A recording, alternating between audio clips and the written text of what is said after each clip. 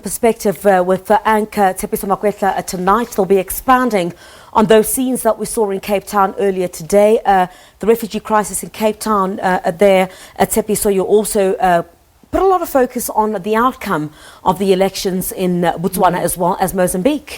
So let's start with those scenes that we saw play out in Cape Town. We'll be speaking to the UN regional coordinator to get their reaction to this, including Human Rights Watch as well. The scenes that we saw there in Cape Town city centre, of one in particular that stood out, of a mother and her child being forcefully separated by about 6 to 8 policemen. So we've seen those violent scenes with images of blood, etc. And those refugees are essentially calling on the United Nations to remove them from South Africa. Similar scenes, but peaceful protests, a sit-in that we've also seen in Pretoria, to just find out from the UN how they intend to deal with this matter going forward. Now, Griselda, this also comes at a time when the African Union on Human and People's Rights Court is appealing to African countries to endorse a protocol that will ratify its formation, singling out Uganda as one such country. Now, even though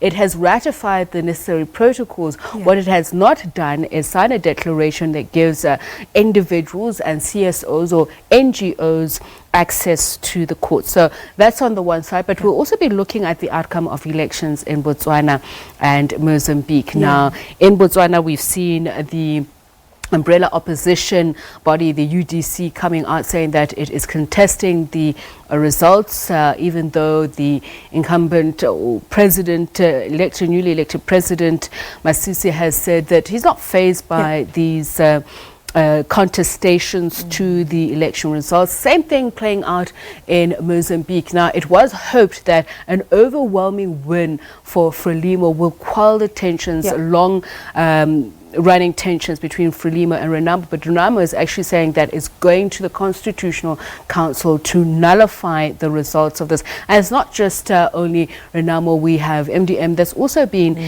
contesting the outcome of the elections. What they have really been pointing to are electoral irregularities, which they say have rigged the elections in favor of Frelimo. Very interesting discussions you'll have this evening. We look forward to that. Tsepiso Makwetla, of course, the anchor of African Perspective, that coming up at 9 o'clock. Sure not to miss that. Let's move on to other stories now.